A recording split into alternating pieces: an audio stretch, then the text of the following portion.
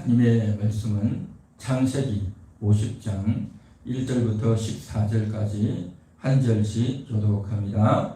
요셉이 그의 아버지 얼굴에 굽으려 울며 입 맞추고 그원에게 명하여 아버지의 몸을 향으로 처리하게 하매 그원이 이스라엘에게 그대로 하되 40일이 걸렸으니 향으로 처리하는 데는 이 날수가 걸림이며 애굽 사람들은 70일 동안 그를 위하여 곡하였더라. 곡하는 기간이 지나매 요셉이 바로의 궁에 나가라 이르되 내가 너희에게 은혜를 입었으며 원하건대 바로의 귀에 나가되 우리 아버지가 나로 맹세하게 하여 이르되 내가 죽거든 가나안 땅에 내가 파놓은 묘실에 나를 장사하라 하였나니 나로 올라가서 아버지를 장사하게 하소서 내가 다시 오리이다 하라 하였더니 바로가 이르되 그가 내게 시킨 내 기세로 올라가서 내 아버지를 장사하라.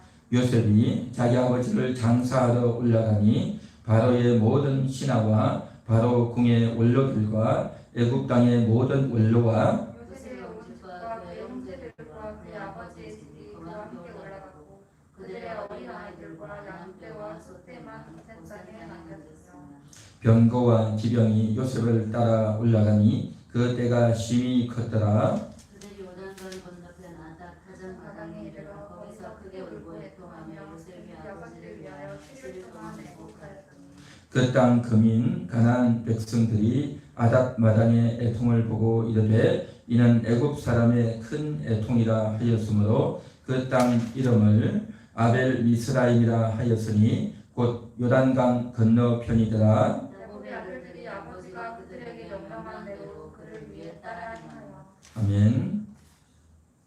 14절까지죠. 14절. 그를 가나안 땅으로 메어다가 마므레 앞 막벨라 밭 굴에 장사하였으니 이는 아브라함이 헷 족속 에브론에게 밭과 함께 사서 매장지를 삼은 곳이더라. 요셉이 아버지를 장사한 후에 자기 형제와 쌍둥이와 함께 애굽으로 돌아왔더라. 아멘. 야곱이 죽고 이제 그 야곱을 장례하는 그런 내용이 나오고 있습니다.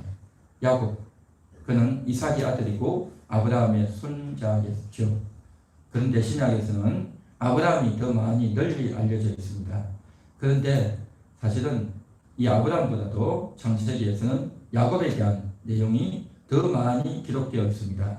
창세기 25장부터 야곱의 이야기가 나와서 50장까지 장장 26장에 걸쳐서 야곱의 이야기가 나오고 있죠. 창세기 50장 중에 절반 이상이 야곱의 이야기입니다. 그만큼 소중하고 중요한 부분을 다루고 있고 야곱의 전 인생이 또 야곱이 어떻게 인생의 고비고비마다 하나님과 연결되어졌는지 이야기하고 있는, 그래서 그가 변화되어지고 새로워지는 하나님의 뜻을 이루는 그러한 자로 언급되어지고 있는 야곱, 참으로 위대한 믿음의 사람이었고 언약의 사람이었습니다. 그런 그가 이제 죽었습니다. 이것은 그 때가 언제냐 하면 요셉이 총리가 된, 요셉이 30에 총리가 되었죠. 총리가 되고 난 이후에 7년 풍년이 있고 이어서 7년 흉년이 있고 그리고 나서 7년 흉년이 끝나고 나서 12년 후에, 그러니까 30에서 77 하면 14, 44, 12년이니까 56이죠. 그러니까 이때가 요셉의 나이가 56세입니다. 56세 아버지가 돌아가셨죠. 돌아간 아버지가 147세죠. 그래서 이제 자기 아버지가 모든 유언을 다 마치고 죽었습니다. 이제 그 아버지를 떠나보내고 있는 겁니다. 1절에 요셉이 그의 아버지 얼굴에 굽으려 울며 입 맞추고, 그렇죠. 정말 아버지 요셉이, 아버지 야곱이 가장 사랑했던 아들이 바로 요셉이죠. 사랑한 여인 라헬의 아들이었고 그리고 11번째 아들이었지만 그 요셉을 가장 아꼈고 그 요셉에게 채색옷을 입히며 자신의 장자권을 주려고 그렇게 애썼죠. 그랬던 아들 그 요셉, 어린 시절 아버지의 사랑을 독차지했던 요셉, 그가 이제 집을 떠나서 많은 고생의 세월이 있었지만 그럼에도 불구하고 그는 오히려 출세하고 위대한 인물이 되어져서 이제 아버지를 다시 만나게 되었고 아버지의 축복을 받고 그 아버지를 떠나보내고 있는 정말 위대한 아버지, 믿음의 아버지를 떠나보내는 그 아버지와 더 오래 있고 싶고 더 가까이 있고 싶은데 이제는 그 아버지를 떠나보내야 되는 아들의 눈물, 정말 얼마나 안타까운 이별의 눈물이겠습니까? 그렇지만 이제는 떠나보내야 되는 시간이 왔던 것입니다. 그 아버지를 떠나보내기 위해서 이제는 장례를 치르는데 그 장례를 치르는데 어떻게 했느냐? 2절에 보니까 아버지의 몸을 향으로 처리했다라는 겁니다. 몸을 향으로 처리했다. 이게 무슨 말이냐면 그 시신에다가 방부제를 한 겁니다. 일명 미라를 만드는 작업이죠. 애굽에서는 이집트에서는 왕들을 미라로 보관해서 오랫도록 보관했죠. 그래서 언젠가는 이 왕은 신의 아들로서 언젠가는 다시 환생해서 돌아올 것이다 라는 그러한 생각에서 왕들을 미라 작업했고 또 왕이나 또 중요한 인물들을 그런 작업들을 했어요. 그랬는데 그 미라 작업을 요셉이 자기 아버지 야곱에게 실수를 하고 있는 것입니다. 이 미라 작업은 어떻게 하느냐면 그 시신이 죽고 나면 이제 코 속으로 기부를 넣어서 머릿속에 있던 뇌들을 다 신경들을 다 긁어냅니다. 머릿속을 다 긁어내고 그 안에다가 모략을 채우죠. 그리고 향을 채웁니다. 그래서 이제 온통 그 모략과 향이 뭐냐 방부제예요. 방부제로 머릿속을 채우고 그 다음엔 배를 가르고 배 속에 있는 내장을 다 긁어내고 그곳에 또 향재료를 채웁니다. 그리고는 이제 몸의 신체에 갈라진 곳 입이나 눈이나 귀나 엉덩이나 이런 곳을 다 꼬맵니다. 다 꼬매고 그리고 나서 이제 천연소다로 몸을 깨끗이 씻고 그리고 나서 이제 다시금 온몸에다가 고무 진액을 바릅니다. 그러면 끝나는 거예요. 그리고 나서 세마포로 시신을 싸서 관에 넣습니다. 그렇게 하는데 상당한 시일이 걸립니다. 꼬박 40일이 걸립니다. 자, 요셉은 자기 아버지 야곱의 시신을 미라로 만듭니다. 왜 이렇게 했을까요? 그것은 성경을 보면 자세히 나오죠. 3절에 보면 애굽 사람들은 70일 동안 그를 위하여 곡하였더라 그랬죠. 70일이 걸렸습니다. 요즘 보통 사람이 죽으면 그 시신을 바로 장례사들이 와서 깨끗이 씻고 닦고 해서 입관을 해요. 입관을 해서 바로 한 3일 정도간에 바로 장지로 가서 화장을 하든지 매장을 하든지 하죠. 왜냐하면 시신은 죽고 나면 급속히 부패가 진행되어지고 썩기 때문에 그렇게 하는 겁니다. 그런데 70일이 있는 동안에 그 많은 사람들이 다 조문 오고 조문을 오는데 그대로 두면 굉장한 냄새가 나죠. 부패한 것이 냄새가 나기 때문에 힘듭니다. 그래서 그 시신 70일이 걸릴 것이고 또 앞으로 가나안까지 가야 될 것이기 때문에 부패가 상당히 진행되면 굉장히 역겹죠. 그래서 요셉이 이러한 사실들을 알고 미라 처리를 했던 것입니다. 자, 그렇게 해서 미라 처리를 했는데 그 사람들이 오는데 70일이 걸렸어요. 그러니까 요즘처럼 한 3일 정도 하는 것이 아니라 전화도 되고 연락도 돼서 전국 각지에서 다 오면 뭐 즉각하면 좋죠. 그런데 실상은 미국이나 해외에 있으면 그 3일 어간에 잘 못 오죠. 애국도 역시 마찬가지입니다. 전국 각지에 있는 사람들에게 그 소식을 알리고 사망의 소식을 알리고 또 각지에 있는 사람들이 또 이렇게 오면 상당한 시간이 걸려요. 그래서 그 기간 동안 사람들이 오고 가고 총리니까 총리의 아버지니까 보통 총리가 아니라 애국을 7년 흉년에서 살린 위대한 총리 아닙니까? 그 총리의 아버지니까 애굽의 사람들이 상당한 많은 사람들이 왔을 거예요.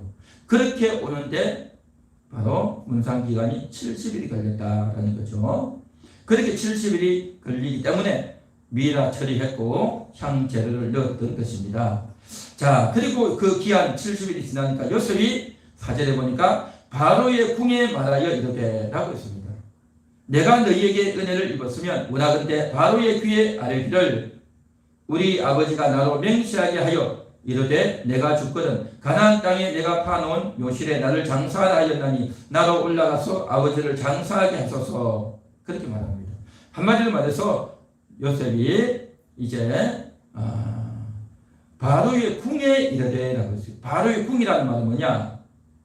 바로의 궁이라고 하는 것은 바로의 궁에 있는 요즘 주관을 말하면 공무원입니다. 담당 공무원. 쉽게 말하면 휴가를 내어달라라는 겁니다. 아버지의 장례식을 해야 되니까 시간이 많이 걸리니까 그것을 위해서 휴가를 내야 되니 이제 궁에 있는 공무원들에게 이러이러한 사정이 되었다 해서 기별을 하는 거죠. 야곱은 지금 장례식을 치르고 있고 또 수염도 갖지 못했을 것이고 그런 상태로 궁에 직접 들어갈 수 없고 사람을 보내서 그렇게 전달했고 또 그렇게 전달하면서 내가 이렇게 갔다 와야 되니 갔다 올 수 있도록 휴가를 내어주고 또 시일이 걸릴 수 있으니 양해를 하고 그렇게 허락해 주시오라고 담당 공무원에게 전달했고 그 담당 공무원은 이제 요셉이 말했던 대로 바로에게 보고했고 그래서 바로의 허락을 득하고 이제 시신을 메고 가나안으로 올라가는 그러한 일이 일어났다라는 것입니다.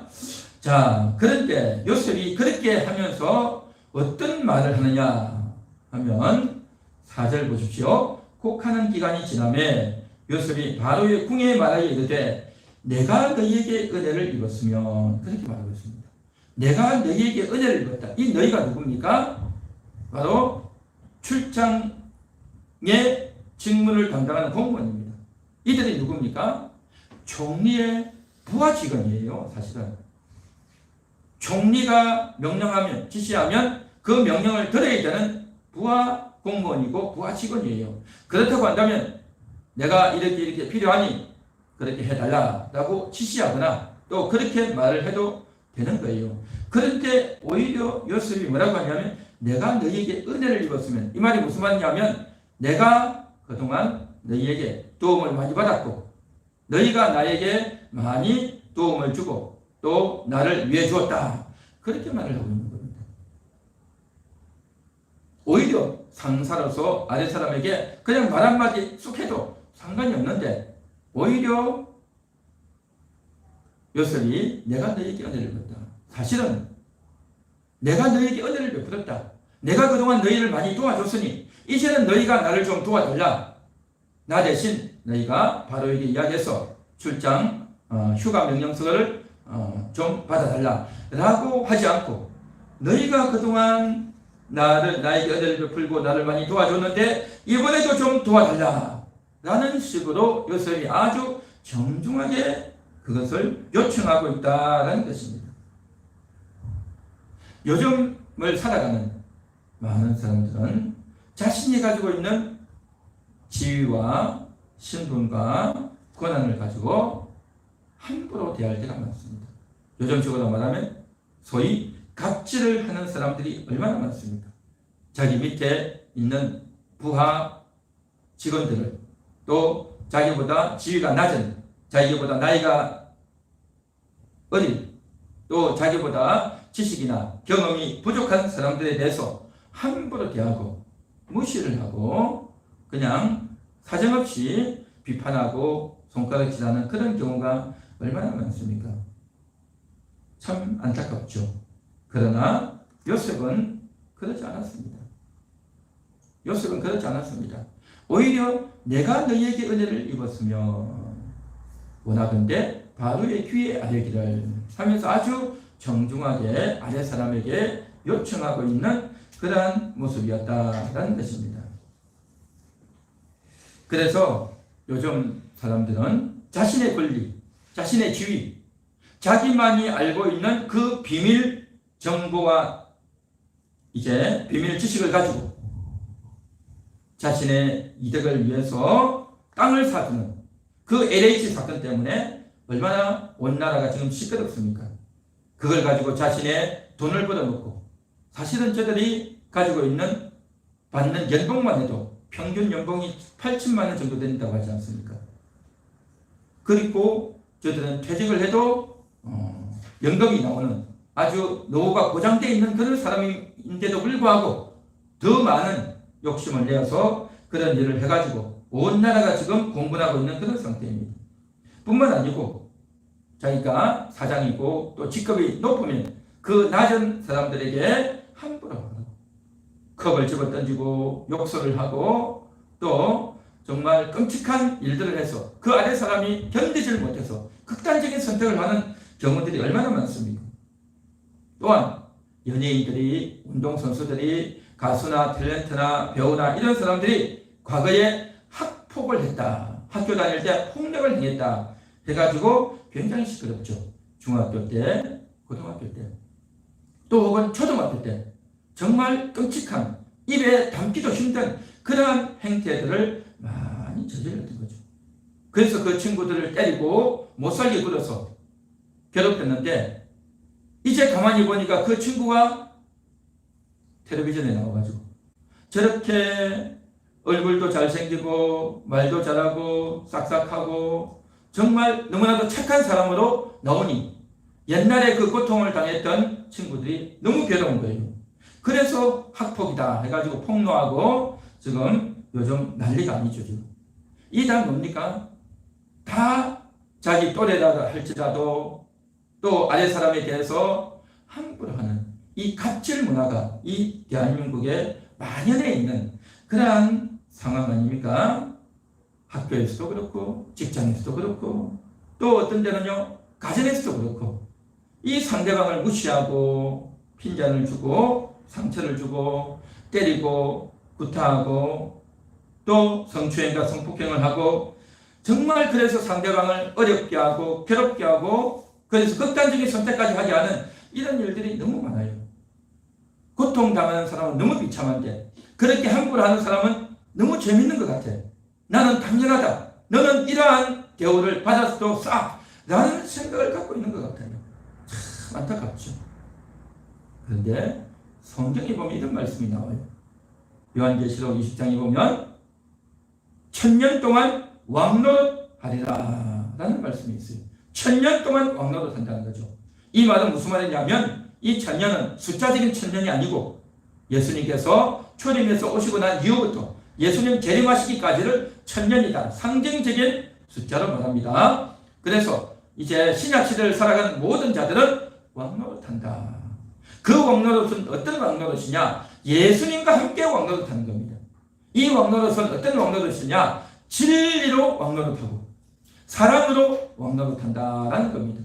진리로 왕노릇한다는 말은 바로 하나님 말씀을 깨닫고 나는 육신적으로는 가난하고 배운 것이 없고 연약하고 궁핍하지만 그러나 나는 내 영혼이 부자다. 하나님 말씀을 가졌으니 내가 부자다.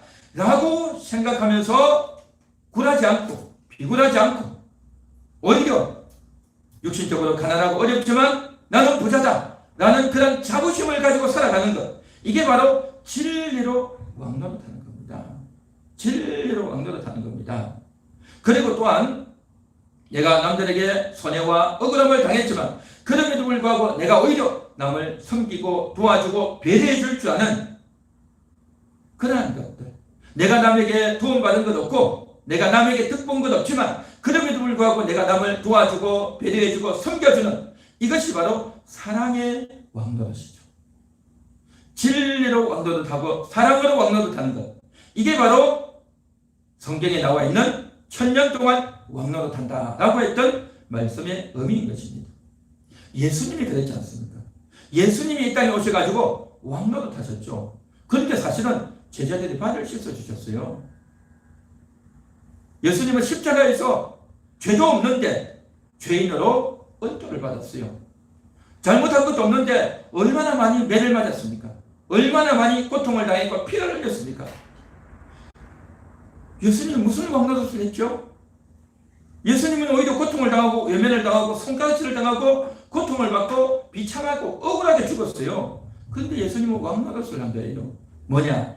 예수님의 겉으로는 그랬지만 속으로는 나는 하나님의 뜻을 행하고 있다. 나는 하나님의 뜻을 행하고 있다. 내가 비록 십자가를 지고 고통을 당하지만 이로 인해서 많은 영혼들을 살리게 될 것이다.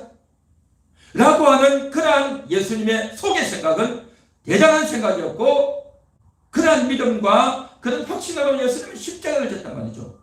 그런 마음이 바로 예수님이 왕노릇을 하신 것이고, 그리고 예수님이 죽고 부활하시고 난 이후에 그 예수를 많은 사람들이 믿고 의지하고 따르지 않습니까? 예수님은 왕입니다. 우리의 왕이었어요.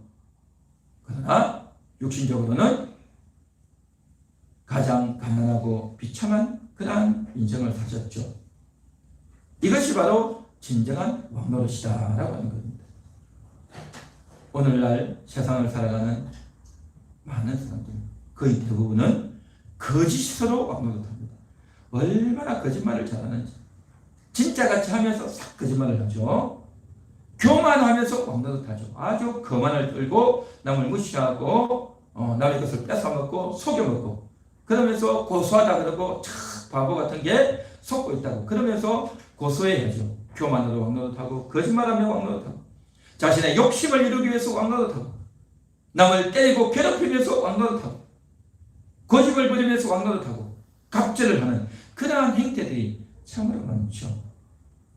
그러나 하나님을 알면 알수록, 하나님을 진정으로 믿게 되면 어떻게 되어지느냐? 오히려 예수님이 매를 맞고 욕을 먹었지만 그 예수님이 나의 왕이 되고 우리의 왕이 되십니다. 라고 우리가 예수님을 그렇게 높여주고 존중하듯이 마찬가지로 우리도 그럴 수 있다는 겁니다. 오늘날 직장에서, 학교에서 얼마나 아랫사람을 함부로 대하고 무시하고 자기 종처럼 부리는, 너 이거 해, 너 저거 해, 너 그것도 몰라? 너 하는 일이 왜 이래? 라고 하면서 얼마나 함부로 대합니까? 상대방이 실수한다고, 무엇을 잘 모른다고, 나이가 어리다고, 내가 일러줬는데 그것도 모르냐고, 또 어떤 때는 자기 기분이 나쁘다고 온갖 핑계를 대면서 괴롭히고 그렇게 하죠. 당하는 사람은 얼마나 어렵고 괴롭겠습니까? 그런데요, 남을 그렇게 괴롭히는 사람이요, 자기보다 높은 사람, 자기보다 나이가 많고 또 더 똑똑하고 더 높은 지위에 있는 사람이 어떻게 하는지 아십니까? 얼마나 비굴한지 몰라요. 자기 아래 사람에게는 온갖 갑질을 하고 자기보다 조금 나은 사람에게는 정말 비굴해요. 참, 인간이 보면요 참 그렇습니다. 그런데 오늘 이 시간 하나님 앞에 나온 저와 여러분은 하나님을 믿는 사람들입니다. 할렐루야. 예수님을 영접한 사람들이에요. 하나님은 여러분들을 최고의 존재로 인정해 주셨습니다. 하나님은 여러분들을 너는 내 아들이다, 너는 내 신부다, 그렇게 여러분들을 존중해 주시고 여러분들을 그렇게 대우해 주시고 영접해 주신 줄 믿습니다. 이 세상에서 가장 가치 있는, 가장 보배로운, 가장 아름다운 자다라고 하나님은, 예수님은 여러분들을 그렇게 사랑해 주시고 아껴 주시고 받아주시는 줄 믿습니다. 할렐루야. 믿습니까? 우리 한번 따라해 볼까요? 나는 하나님의 사랑받은 자입니다. 나는 하나님의 사랑받은 자입니다. 하나님이 나를 존중해 주십니다. 하나님이 나를 존중해 주십니다. 나는 아름다운 자입니다. 나는 아름다운 자입니다. 우리는 보배로운 자입니다. 우리는 보배로운 자입니다. 할렐루야.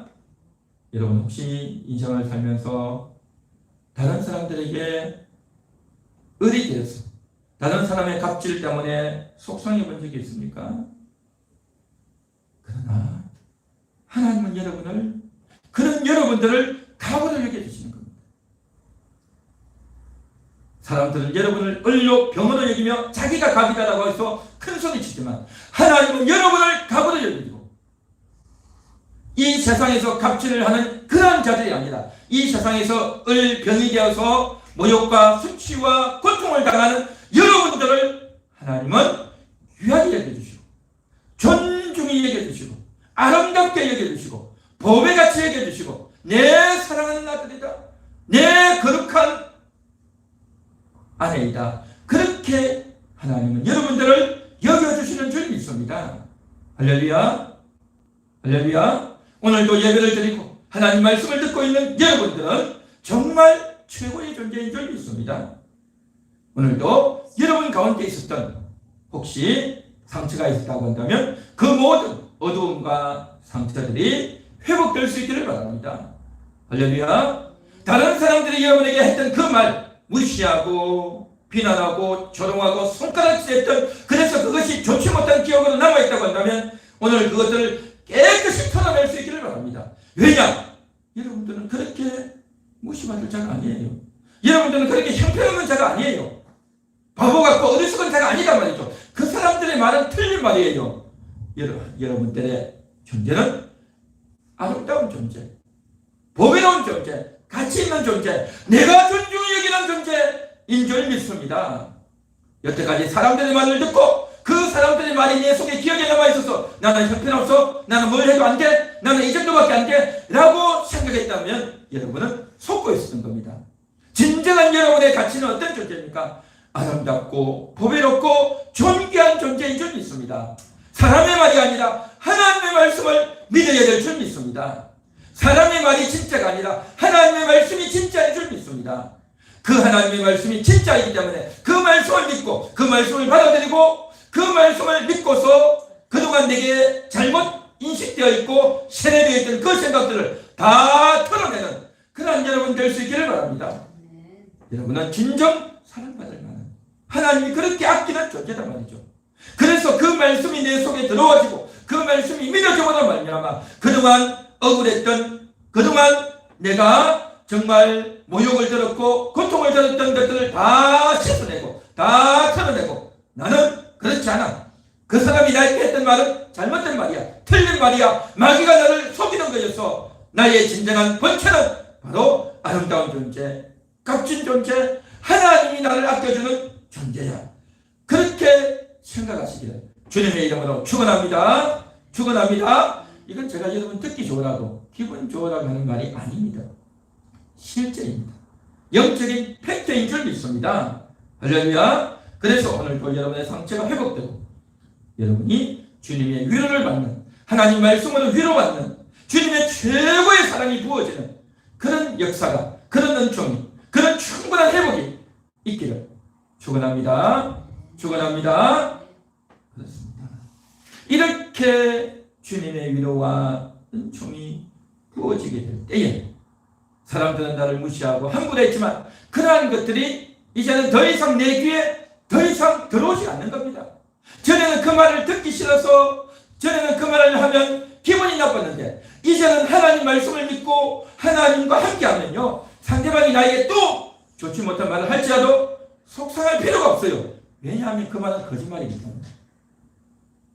상대방이 나를 비난하고 손가락질하고 함부로 하는 그 말은요, 진짜가 아니에요. 여러분의 진짜는 하나님 말씀, 성경 말씀이란 말이죠. 오늘도 그것이 믿어져서, 그것이 확신되어져서 여러분이 담대하게 세워지는 그런 역사가 있기를 한 번 더 축원합니다. 이게 바로 은혜 받는 겁니다. 요셉은 하나님과 동행하면서 그런 충전과 회복이 있었던 거예요. 처음에는 형들이 그를 팔아버렸어요. 그때 얼마나 화가 나고 답답했고 괴로웠겠어요. 또한 그는 종된 신분에서 가장 종무로 있다가 또 그 주인 여자가 자신을 유혹하려고 했는데 요셉이 거절하니까 오히려 여자가 돌변해가지고 이 남자가 나를 급탈하려고 했다. 그렇게 거짓말을 해가지고 남편은 그 아내의 말을 믿고 또 감옥에 가둬버린 겁니다. 얼마나 요셉으로서는 비참하고 괴롭겠냐 말이죠. 그랬던 그 요셉이 하나님과 동행하면서 자신을 힘들게 했던 그 형들, 또 자기가 총리가 되고 최고의 지위를 얻어가지고 그 지휘대장의 아내 데려와 해서 한 방 먹이고, 그렇게 하지 않았습니다. 그렇게 하지 않았어요. 정말 그러한 원한과 억울함을 풀지 않고 그렇게 푼다고 한들 누가 뭐라고 하겠습니까? 요셉이 억울한 것 맞고 그 지휘대장의 아내가 그렇게 한 것은 분명히 잘못한 건 맞으니까 잡아다가 매를 때리고 해도 누구도 요셉이 잘못했다고 말할 사람은 아무도 없어요. 그런데도 요셉 넓은 마음으로 용서하고 품어주는 겁니다. 이게 바로 넓은 아량인 겁니다. 그것은 인간이 인격이 좋아서 그렇게 되는 것이 아니고 하나님의 은혜가 있으면 이게 가능합니다. 하나님의 말씀이 믿어지면 가능하단 말이죠. 사람들은 나를 무시하고 못된 자라고 아주 변태 같은 자라고 요셉을 그렇게 말할지 몰라도 하나님은 나를 알아준단 말이죠. 하나님은 나를 알아준다는 걸 알았기 때문에 믿었기 때문에 다 품고 용서할 수 있다는 겁니다.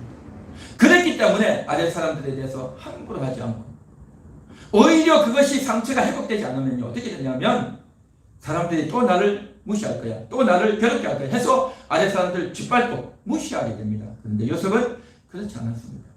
오히려 아래 사람들을 더 높여주고 부하 직원에 대해서 내가 너에게 은혜를 입었다, 너가 나에게 도움을 줬다, 그러니 이번에도 도움을 또 달라, 그렇게 요청할 수 있는 것 정말 아름다운 인격 아닙니까? 아름다운 인격이죠. 자, 그렇게 해서 요셉이 왕궁에 있는 공무원들에게 그렇게 이야기했고, 그래서 공무원이 바로에게 이야기했고 바로가 이제 허락을 합니다. 그래서 그 허락을 받고 이제는 가나안으로 가게 되죠. 가나안으로 가게 되는데 7절을 보십시오. 그 가나안을 가는데 요셉이 자기 아버지를 장사하러 올라가니 바로의 모든 신하와 바로 궁의 원로들과 애굽 땅의 모든 원로와 이런 사람들이 올라간 거예요. 애굽의 모든 신하들이 올라가요. 참 이게 놀랍죠. 그 모든 신하들이 다 총리의 아버지 장례하는데 거기를 다 따라가요. 그리고 궁의 원로들이 누굽니까? 퇴직한 공무원들. 전에 젊었을 때 궁에서 일을 했던 그들이 이제 퇴직하고 원로가 되어 있는데 그 사람들이 다 안 가는 겁니다. 그러니까 전 현직이 다 가는 겁니다. 그리고 지방에 있던 원로들까지 다 가는 거예요. 그러니까 애굽에 있는 모든 사람들이 그냥 다 그곳에 가는 거예요. 지금 중요한 사람들, 대단한 사람들 다 가는 거예요. 지금 다 가요. 다 가. 그런데 뿐만 아니라 구절에 보면 병거와 기병이 가는 겁니다. 병거가 뭡니까? 전쟁하는 거예요. 전쟁하기 위해서 말 타고 안에서 병사들이 가는 거죠. 그러니까 혹시 그 장례 행렬에 올라갈 때 혹시 중간에 강도 때나 이상한 작자들이 나타나지 않도록 군대가 호위하는 겁니다. 기병, 말 타는 자들이 같이 가는 거죠. 그러니까 온 군대가 가는 거예요. 지금 대단한 행렬인 겁니다. 그래서 그 때가 심히 컸더라 라고 하는 거죠. 이렇게까지 간다는 것은 이건 놀라운 겁니다. 우리가 요즘 장례식이나도 어떻습니까? 누구 친구고 누구 아버지고 하면 장례식 한 갔다가 잠깐 가서 뭐 조문하고 밥 먹고 그래 오자는 거죠. 장지까지 잘 안 가요. 그 장지까지 잘 가지 않고 뭐 잠깐 한두 시간 가서 앉아있다가 오고 그러고 말죠. 그 장지까지 가는 사람 누굽니까? 가족들이나 가장 가까운 뭐 친구나 이 정도죠. 그런데 보십시오. 이 모든 사람들이 다 따라가는 겁니다. 이것은 요셉이 그렇게 하라고 한 것도 아닌데 다 따라가는 겁니다. 자발적으로 이렇게 오는 거예요. 애굽 전역에 이렇게 동의해서 이렇게 온단 말이죠. 그리고 군대까지 오는 거예요. 여러분 군대까지 엄청난 군대가 동원된다는 것은 이것은요 놀라운 겁니다. 군대가 동원돼 가지고 갔다가 돌아오면서 이상한 짓을 하면 어떻게 합니까? 원래 조선이 건국된 것도 그거 아닙니까? 이성계가 군대 이끌고 전쟁 나갔다가 다시 회군해 가지고 고려 왕 쫓아내고 자기가 왕 됐잖아요. 그래서 조선을 세운 거잖아요. 그리고 회군 잘못하면 그 군대 가지고 왕 쫓아내고 자기가 왕 된단 말이죠. 그렇게 될 가능성이 얼마든지 있단 말이죠. 그런데 애굽의 바로가 그걸 허용한 겁니다. 왜요? 요셉은 그럴 사람이 아니다는 걸 알았죠. 평상시 요셉이 얼마나 정직하고 얼마나 믿음직하고 얼마나 아름다운 인격의 사람이라는 것을 다 알았던 겁니다. 모든 관료들이 공무원들이 애굽의 바로도 백성들이 다 알았던 겁니다. 그래서 지금 장기간 보십시오. 70일을 장례를 치렀고 가나안까지 가는데 다 걸어가잖아요. 걸어가고 또 그곳에서 7일을 또 애곡합니다. 그러니까 상당한 시일이 걸리는 겁니다. 70일이 걸리고 100일이 걸리고 엄청 걸리죠. 그러면 어떻습니까? 3개월, 4개월 이상 걸리는 거예요, 지금. 그 많은 기간 동안 총리로서 해야 될 일이 얼마나 많겠습니까? 모든 것들을 다 제쳐두고 그 일에만 한다는 것. 이건 참 쉽지 않은 일이죠. 직장에서도 자기 부모 정리하는데 한 3일 정도만 하면 되지 뭐 일이 많이 하느냐라고 하죠. 그런데 요셉은요, 몇 달을 쓴 거예요, 몇 달을. 이렇게 될 수 있었던 것. 이것은 그가 총리였기 때문이기도 하겠지만 모든 사람들이 그를 따르고 동행까지 했잖아요. 이것은 요셉의 그 인격이 아름다움을 다 알았기 때문에 적극 동참했던 것이죠. 적극 동참했던 겁니다.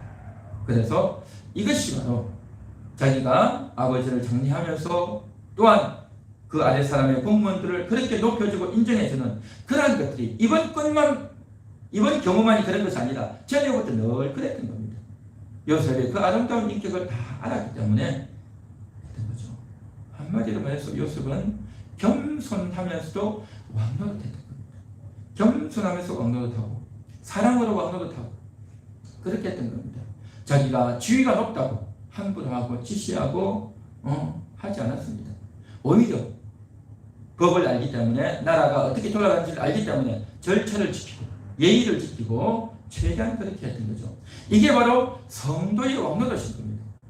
낮아지고 겸손해지고 내가 손해봐주고 남을 배려해주고 그러면 내가 손해보고 내가 억울합니까? 아니에요. 오히려 이런 것이 오히려 진정한 왕노릇이다라는 거죠. 오늘을 살아가는 우리들은 이 세상에서 살아가면서 얼마나 거짓이 판을 칩니까? 거짓말들이 많고 갑질을 하는 시대고 그런데도 불구하고 우리가 이 세상에서 저 갑에 의해서 을이 되고 병이 되지만 오히려 우리가 더 정직하고 더 우리가 투명하게 일을 하고 더 우리가 겸손하게 행동한다면 이것이야말로 진정한 왕노릇이 될 줄 믿습니다. 그래서 진리로 왕노릇하는 겁니다. 하나님 말씀을 믿고 하나님을 신뢰하기 때문에 그렇기 때문에 내가 부족하고 낮아져도 상관없단 말이죠. 이게 바로 진정한 왕노릇인 겁니다. 그런데 사람들은 자기가 좀 높아지고 돈이 좀 있다고 좀 똑똑하다고 지위가 좀 높다고 함부로 해야 되는 그런 세상 가운데서 우리는 정말 어떻게 살아야 될 것인가 요셉을 통하면서 새로운 지혜를 얻게 되는 줄 믿습니다. 진정한 왕노릇, 진리로 왕노릇하고 사랑으로 왕노릇하는 그러한 여러분 되시기를 축원합니다. 우리 한번 따라해 볼까요? 진리로 왕노릇하겠습니다. 진리로 왕노릇하겠습니다. 사랑으로 왕노릇하겠습니다. 사랑으로 왕노릇하겠습니다. 할렐루야. 그렇습니다. 이제 온 나라가 장례를 이렇게 치르고 있는데 온 나라의 장례, 국가적 장례죠. 그래서 일명 국장이라고 하죠. 그 국장을 치르고 있는데 그래서 지금 가나안까지 왔어요. 가나안까지 왔는데 여기 보면 어떤 말씀이 나오냐 하면 10절, 9절 병거와 기병이 요셉을 따라 올라가니 그 때가 심히 컸더라. 그들이 요단강 건너편 아닷 다장 마당에 이르러 거기서 크게 울고 애통하며 요셉이 아버지를 위하여 7일 동안 애국하였더니 그곳에서 엄청난 사람이 온 거예요. 그렇죠? 애국의 모든 원로들이 또 공무원들이 또 지방에 있던 모든 사람들이 또 애국의 야곱의 모든 자녀들 가족들 또 다 온 거죠. 그러니까 그곳에 남아있는 사람들은 누구냐? 짐승들하고 어린아이들밖에 없어요. 나머지는 다 온 거죠. 그렇게 엄청난 사람이 오니까 이 가나안 지역에 살던 사람이 헤브론 근방에 살던 사람이 대단한 일이 벌어진 겁니다. 이 사람들이 왜 왔냐? 보니까 장례 치르러 온 거예요. 그래서 7일 동안 애통하는데 그 사람들은 구경하는 거죠. 그렇죠? 구경하는데 대단한 사람들이 온 거죠. 대단한 사람이 오고 그러면서 저들이 뭐라고 말하냐면 11절 애굽 사람의 큰 애통이라 그 땅 이름을 아벨 미스라임이라 그렇게 말했습니다. 아벨 미스라임이라. 그러니까 땅의 이름도 바꿔버릴 정도로 대단한 구경거리고 사람들이 입에서 그렇게 오르내렸던 겁니다. 그러니까 요셉이 자기 아버지를 장례 치르기 위해서 헤브론 앞 막벨라 굴로 갔던 것이죠. 요셉은 아버지와 함께 17살 때까지 그곳에 살았어요. 그 동네 살다가 이제 종으로 팔려갔습니다. 비천한 신세로 팔려갔죠. 그랬던 그 요셉이 이제 17살의 요셉이 56세가 되어서 몇 년입니까? 그난 30년이. 그러고 난 요에 애굽의 총리가 되었어요. 아버지를 장례치르기 위해서 왔죠. 떠나갈 때는 빈털털이었고 비천한 신세인데 돌아올 때는 정말 애굽의 총리가 되었어요. 온 세상의 총리가 되었어요. 금이 환영한 그러한 요셉의 모습이었단 말이죠. 그래서 그 모습을 보고 가나안 사람들이 얼마나 놀랍고 또 구경거리고 쳐다보고 땅의 이름을 바꿀 정도가 되었으니 얼마나 영광스러운 자리였겠나 하는 거죠. 이것은 한마디로 말해서 오늘날 우리 성도들도 이 세상에 태어날 때는 가난하게 어렵게 또 인생을 살면서 고통과 눈물과 고난과 안타까움이 있었지만 그러나 마지막 이 세상을 떠나고 죽을 때는요 온 천사들이 나와서 환영하고 또한 많은 사람들이 와서 그의 영혼이 천국 가기를 또 천국 갔다는 것을 안도하면서 천국 환송식을 베풀어 주는 것, 이게 바로 장례식인 겁니다. 우리는 보통 보면 그 장례식에서 가서 눈물 흘리고 그동안 자녀로서 효도하지 못했고 그동안 할 말도 다 하지 못했고 너무나도 부끄럽고 죄송해서 눈물 흘리고 그렇게 하죠. 물론 그렇게 해야죠.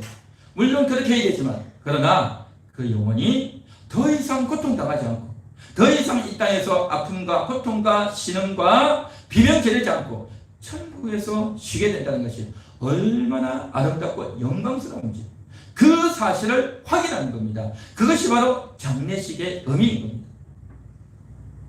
장례식의 의미다 말이죠. 이 땅에서는 비참하게 고통스러웠지만 이제 천국에 들어가는 당당하게 영광스러운 천국에 들어가는 그 천국의 환송식, 이게 바로 장례식의 실체다라는 것입니다. 할렐루야. 그래서 우리가 가족이 돌아가시고 또 죽게 되면 그 사람의 영혼이 이제는 아름다워지고 거룩해지고 영광스러워지는구나를 생각해야 될 줄 믿습니다. 그러나 한편으로는 이별을 다 하지 못했고 한편으로는 내가 할 말을 다 하지 못했고 내가 미안하다, 사과한다, 용서해달라 그 말을 못했어. 미안하고 죄송한 마음이 많죠. 그래서 유독 와서 효도 다 하지 못했고 할 말을 다 하지 못해서 눈물 흘리고 안타까워하는 사람들이 있죠. 그래서 그런 의미여서 눈물을 흘릴 수도 있어요. 그런데 이런 사람도 있어요. 장례식장에 와가지고 죽지 말라고 죽으면 어떠냐고 막 그냥 악을 쓰고 외치고 부르짖는 사람이 있어요. 왜 그런지 아십니까? 예수를 안 믿는 사람입니다. 예수를 안 믿으면요 그 사람이 죽으면 끝나는 줄 알고 그 사람이 죽으면 이제 모든 것이 끝난다는 것을, 천국에 들어간다는 걸 전혀 모르는 거예요. 그러한 천국에 대한 인식도 없고 천국에서 다시 만난다는 것을 믿지도 않는 그런 사람은요 그렇게 서럽게 울어요. 그러나 하나님을 믿고 신앙이 있는 사람은요 이 땅에서 이별을 다 하지 못해서 잠깐 슬퍼하는 것이지 다르죠. 눈물을 흘려도 다릅니다. 그래서 우리가 신앙을 가진 사람과 안 가진 사람이 그렇게 차이가 나죠. 차이가 납니다. 비록 이 땅에서 안타깝게 죽고 비참하게 죽고 고생하다가 죽었지만 그래도 천국 가는 것이 훨씬 낫다라고 생각하고 또 갑자기 죽어도 하나님이 데려가신다라는 생각이 기본적으로 있어요.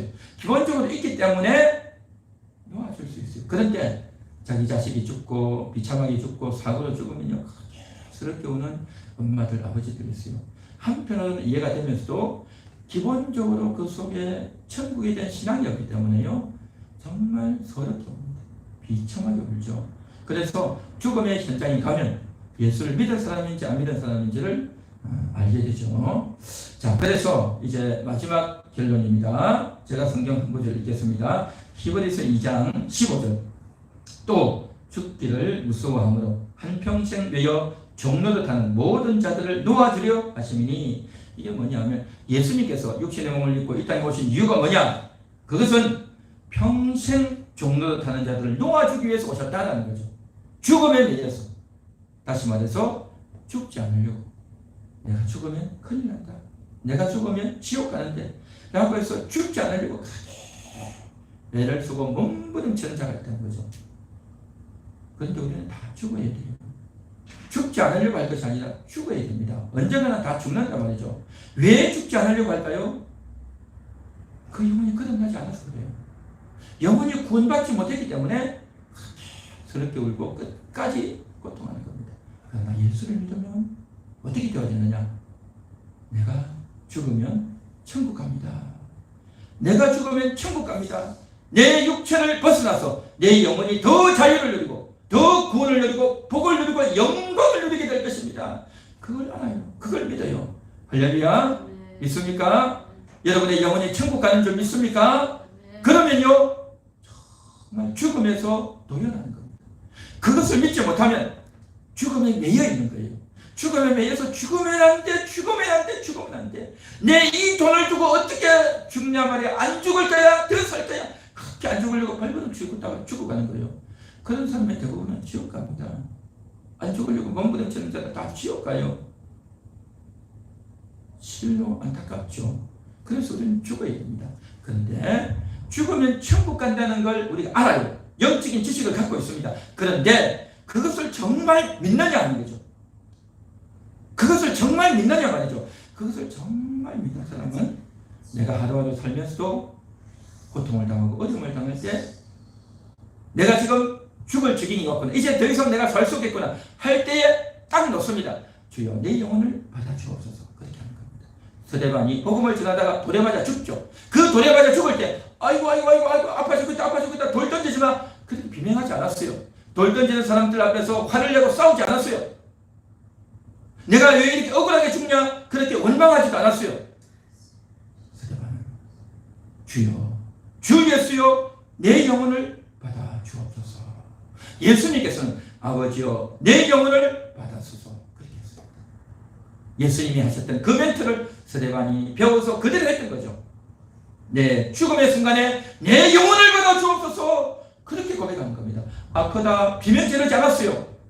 자기를 죽이는 사람에 대해서 원망하고 싸우지 않았어요. 영혼을 알고 이제 내가 하나님께로 갑니다. 그렇게 외쳤던 것입니다. 그것은 영혼이 있다는 것을 확실히 알았단 말이죠. 마지막에 죽어서 천국 가는 건 다 알아요. 그런데 지금 이 순간 내가 죽어도 괜찮습니다. 지금 내가 죽음을 당하고 돌을 맞고 어렵지만 나는 천국 갑니다. 그걸 믿었단 말이죠. 그런데 그 돌을 육신의 돌이 아니다. 마음의 돌을 맞는단 말이죠. 내 마음이 괴롭고 내 정신이 괴롭고 남이 나를 음해하고 남이 나를 오해하고 남이 나를 괴롭게 해서 내 마음의 상처를 입고 내 마음이 억울하고 내가 손해를 보고 이해할 수 없는 그러한 대우를 당하고 내가 갑질을 당해서 이렇게 어려운 바로 그때 내가 죽을 것 같은 자존심이 죽을 것 같은 바로 그 순간에 주 예수여 내 영혼을 받아주옵소서. 내 영혼을 받아주옵소서. 그렇게 고백할 수 있기를 바랍니다. 할렐루야. 그것이 바로 죽음을 벗어나 내가 죽어도 됩니다. 내가 이렇게 모욕을 당하고 어려움을 당해도 좋습니다. 주님은 내 영혼을 받아주옵소서 라고 외치고 부르짖고 기도할 수 있다고 한다면 바로 죽음을 벗어난 나는 죽어도 괜찮습니다 라고 고백하는 그러한 사람들. 이런 사람들은 정말 믿음의 사람입니다. 저와 여러분이 그러한 믿음의 사람이 될 수 있기를 축원합니다. 축원합니다. 그래야 세상에서 탐내지 않고 갑질하지 않게 됩니다. 내가 죽어도 됩니다 하고 죽어본 적이 있는 사람, 내 고집을 꺾어본 적이 있고 내 자존심을 꺾어본 적이 있고 내가 하고 싶은 것을 못해서 억울했는데 그 억울함이 죽어져 본 적이 있는 사람, 내 욕심이 꺾여본 적이 있고 내 교만이 꺾여본 적이 있는 그 사람, 그 사람이 바로 뭡니까? 죽음을 꺾고 간 사람입니다. 그래야 남을 배려할 줄 알고 낮아질 줄 알고 겸손할 줄 알죠. 진리의 왕노릇 사랑의 왕노릇 하게 될 줄 믿습니다. 그런 은혜가 저와 여러분에게 있기를 축원합니다. 우리 다같이 말씀을 기억하면서 통성으로 기도하도록 하겠습니다. 하나님 감사합니다.